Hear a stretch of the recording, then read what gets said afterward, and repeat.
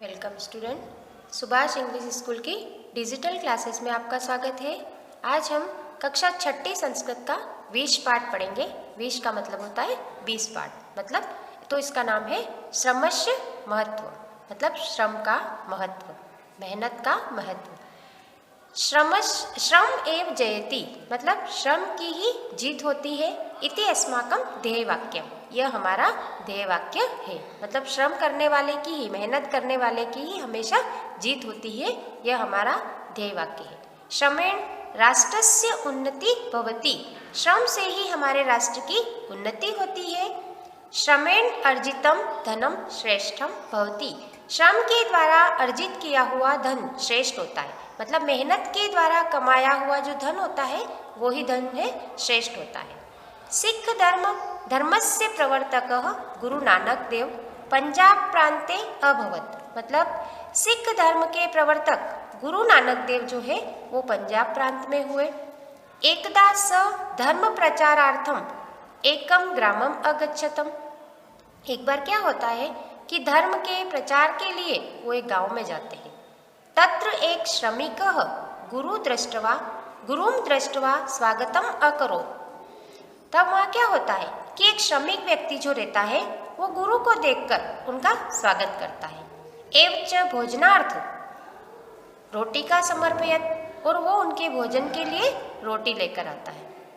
एक उच्च वर्गीय धनिकः अपि गुरुवे मिष्ठान्नम अयच्छत, तब वहाँ क्या होता है कि एक उच्च वर्गीय जो धनिक रहता है, ये धनिक जो बहुत पैसे वाला रहता है, तो वो भी वहाँ आता है और वो गुरु को मिष्ठान, मतलब मिष्ठान के रूप में भोजन समर्पित करता है, मिठाई देता है उनको।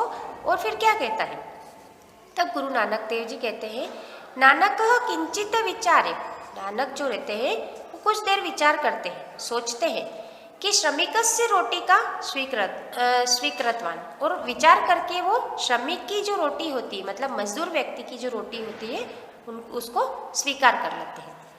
तब क्या होता है, एतद् दृष्ट्वा, यह देखकर धनिकः सक्रोधतम, यह देखकर धनिक व्यक्ति जो रहता है उसको बहुत तेज गुस्सा आ जाता है, वो बहुत गुस्से में आ जाता है और कहता है सक्रोधम अवदत, वह क्रोध में आकर कहता है कि महाराज की मैं तत्, महाराज यह क्या है, मम गृहात् आनीतम सरस भोजनम त्यक्त्वा भवान श्रमिकस्य शुष्क रोटी का स्वीकरोति।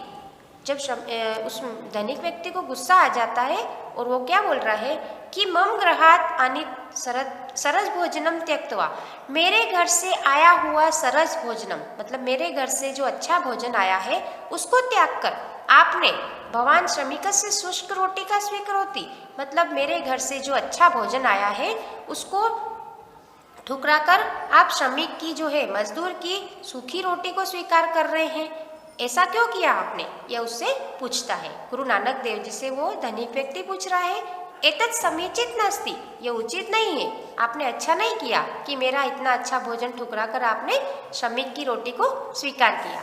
अहम प्रतिष्ठित नास्ति प्रतिष्ठित अस्मि, मतलब मैं एक प्रतिष्ठित व्यक्ति हूँ। भवान मम अपमानम अकरोत्, और आपने मेरा अपमान किया है, यह धनिक व्यक्ति गुरु नानक देव जी से कहता है। कि मैं गुरु कृपा नास्ति, क्या मुझ पर गुरु की कृपा नहीं होगी।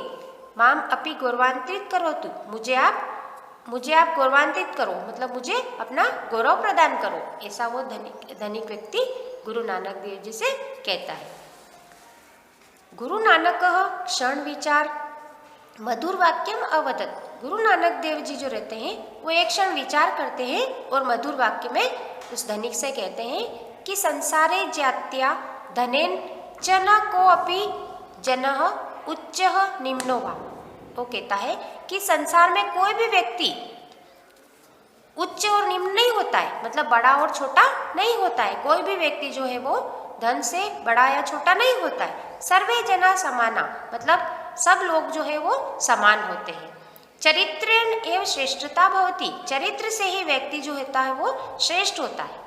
श्रमिकेण तु बहुश्रमेण धनम अर्जितम, श्रमिक ने बहुत मेहनत करके धन कमाया, मतलब वो कहते हैं, गुरु नानक देव जी कह रहे हैं कि श्रमिक ने बहुत मेहनत करके धन कमाया। अतः तस्य भोजनम पवित्रम अस्ति, इसलिए उसका जो भोजन है वो पवित्र है, क्योंकि उसने उस भोजन को बहुत मेहनत से कमाया है, इसलिए उसका भोजन पवित्र है। अहम तस्य भोजनम स्वीकृताम, इसलिए मैंने उसका भोजन स्वीकार किया है। यह गुरु नानक देव जी उस धनिक व्यक्ति से कहते हैं। गुरुवाणी श्रुत्वा प्रभावित धनिकः अभिमान त्यक्त्वा विनम्र भूत्वा गुरुचरणों भूमो अपतत। गुरु जी की वाणी सुनता है और बहुत प्रभावित हो जाता है। मतलब वो जो धनिक रहता है वो क्या करता है कि गुरु की वाणी सुनकर धनिक अपना अभिमान छोड़ देता है। अभिमान त्यक्त्वा विनम्र भूत्वा, और अभिमान को त्याग कर विनम्र भाव से वो गुरु के चरणों में गिर जाता है और क्या कहता है, उक्तम च श्रमेण उपार्जिता लक्ष्मी शुद्धा भवति। और उनके चरणों में गिरकर वो कहता है कि श्रम से कमाई हुई लक्ष्मी जो होती है वो शुद्ध होती है। इसीलिए कहा गया है कि श्रम का बहुत महत्व होता है। श्रम के द्वारा कमाया हुआ धन जो रहता है वो श्रम का जो कमाया हुआ जो धन रहता है वो पवित्र होता है। इसलिए व्यक्ति को हमेशा मेहनत करनी चाहिए और मेहनत के द्वारा धन अर्जित करना चाहिए। अब हम इस पाठ के प्रश्नोत्तर के बारे में पढ़ेंगे। इसका प्रथम प्रश्न है, एक पदेन उत्तरम लिखत, मतलब एक पद में आपको इसके उत्तर लिखना है। इसका पहला प्रश्न है, सिख धर्म से प्रवर्तक कब, मतलब सिख धर्म के प्रवर्तक कौन थे? तो इसका उत्तर आएगा गुरु नानक देव। फिर दूसरा प्रश्न है, गुरु नानक देव कस्मिन प्रांते अभवत, मतलब गुरु नानक देव जो थे वो कौन से प्रांत के थे? तो इसमें आएगा पंजाब प्रांत, मतलब पंजाब प्रांत के थे वो। फिर है तीसरा प्रश्न, श्रमिक का समर्पितवान, श्रमिक ने गुरु नानक को क्या समर्पित किया था? तो इसमें आएगा रोटी का। फिर है चौथा प्रश्न, धनिक किम अयच्छत, और धनिक ने क्या दिया था गुरु को? तो इसमें आएगा मिष्ठान्नम, मतलब उन्होंने मिठाई के रूप में भोजन मतलब उनको दिया था। फिर है गुरु नानक कस्य भोजनम स्वीकृतवान, गुरु नानक जी ने किसका भोजन स्वीकार किया था? तो इसमें आएगा श्रमिकस्य, मतलब श्रमिक का भोजन स्वीकार किया था। फिर प्रश्न नंबर दूसरा है, एक वाक्यन उत्तरम लिखत, एक वाक्य में आपको इसके उत्तर लिखना है। तो पहला प्रश्न है इसका, गुरु नानक किमर्थ ग्रामम अगच्छत, गुरु नानक देव जी जो थे वो गांव में क्यों गए थे? तो इसमें आएगा गुरु नानक धर्म प्रचारार्थ ग्रामम अगच्छत, मतलब गुरु नानक देव जो है वो अपने धर्म का प्रचार करने के लिए गांव में गए थे। प्रश्न नंबर दूसरा है इसका, धनिक किमर्थम उत्तेजित अभवत, धनिक को क्यों गुस्सा क्यों आया था?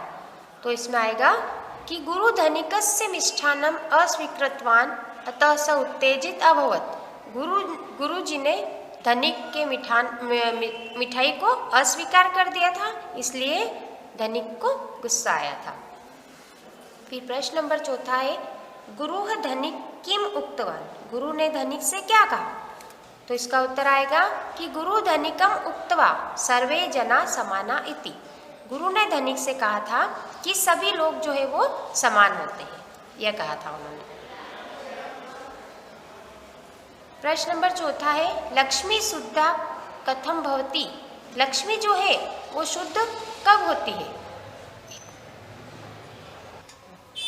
श्रमार्जिता लक्ष्मी शुद्ध भवति, मतलब श्रम के द्वारा कमाई हुई लक्ष्मी जो होती है वो शुद्ध होती है। फिर प्रश्न नंबर छठा है इसमें, मनुष्य श्रेष्ठता केन भवति, मनुष्य जो है श्रेष्ठ किससे होता है? तो इसमें है मनुष्य श्रेष्ठता चरित्रेण भवति, मनुष्य जो है वो श्रेष्ठ चरित्र से होता है। प्रश्न नंबर तीसरा है कि उचित शब्देन रिक्त स्थानम पूर्यत, उचित शब्द को देखकर हमें इसके रिक्त स्थान की पूर्ति करनी है। तो इसमें आएगा पहले प्रश्न में आएगा श्रम एव जयति इति ध्येय अस्ति, तो इसमें वाक्यम और वाक्यानि दो ऑप्शन दे रखे हैं। तो इसमें क्या आएगा? वाक्यम, मतलब श्रम एव जयति इति ध्येय वाक्यम, श्रम की ही जीत होती है, यह ध्येय वाक्य है। फिर प्रश्न नंबर दूसरा है, श्रमेण उन्नति भवति, श्रम के द्वारा उन्नति किसकी होती है? तो इसमें आएगा राष्ट्रस्य, एक राष्ट्रस्य है और एक राष्ट्रात् है, तो इसके ऑप्शन में क्या आएगा? राष्ट्रस्य।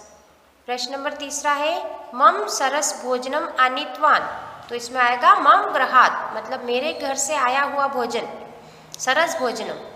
इसमें गृहात और ग्रहम और गृहात दो ऑप्शन दे रखे हैं, तो इसके ऑप्शन में खाली स्थान में क्या आएगा, गृहात।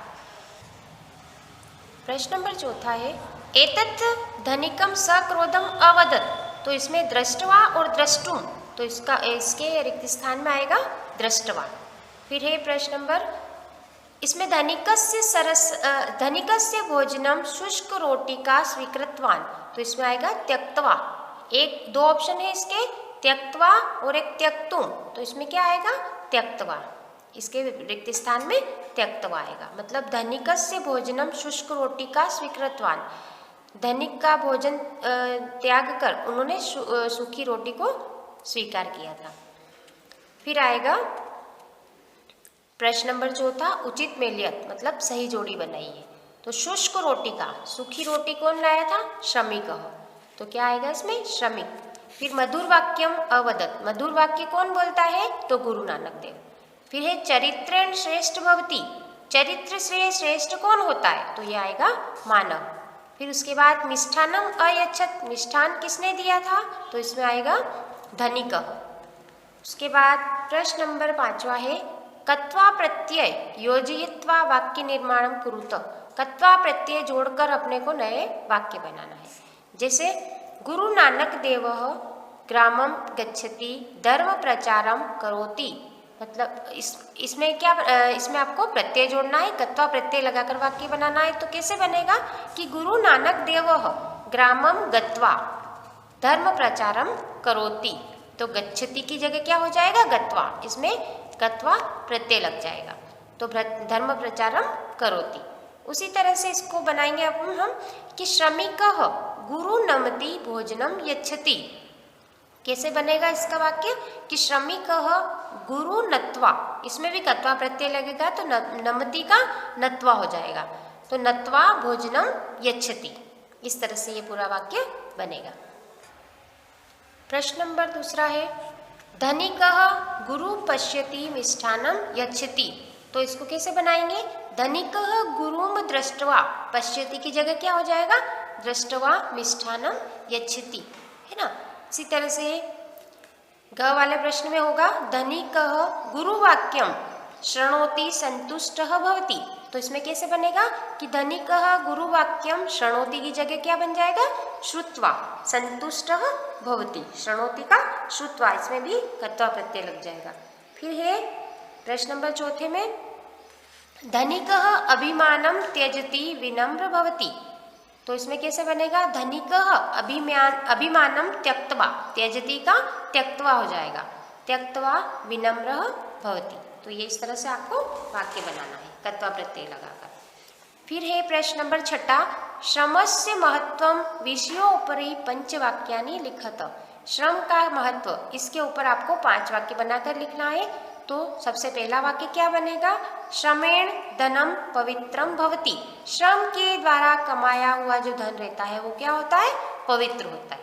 फिर दूसरी लाइन है इसमें श्रम स्वास्थ्यकरः अस्ति, श्रम से हमारे जो शरीर रहता है वो क्या रहता है, स्वस्थ रहता है, तो श्रम स्वास्थ्यकर अस्ति, श्रम जो रहता है मेहनत स्वास्थ्य के लिए अच्छी होती है। फिर फिर इसकी तीसरी लाइन है श्रम देशोन्नति करोति, श्रम से ही देश की उन्नति होती है, मेहनत से ही देश की उन्नति होती है। फिर चौथी लाइन है इसकी श्रम विना भोजनम चोर कर्म अस्ति इति महात्मा गांधी उक्तवान, श्रम के बिना कमाया हुआ जो धन रहता है वो चोर कर्म के बराबर होता है, यह किसने कहा है, महात्मा गांधी जी ने। फिर 5वीं लाइन है श्रमेण ही कार्याणि सिद्ध्यन्ति, श्रम से ही सारे कार्य जो है वो क्या होते हैं, सिद्ध होते हैं। तो ये हमारी 5 लाइन बना ली हमने, कैसे, श्रम के ऊपर 5 वाक्य हमको लिखना है। तो इस तरह से ये आपके एग्जाम में भी आएंगे। किस तरह से आएंगे कि जैसे श्रमस्य महत्व विषयोपरि पंचवाक्यानि लिखत, तो ये आपको 5 वाक्य श्रम के ऊपर लिखना है। ये हमारा पाठ पूर्ण हो चुका है। अब ये सारे प्रश्नोत्तर आपको अपनी कॉपी में नोट करना है। धन्यवाद।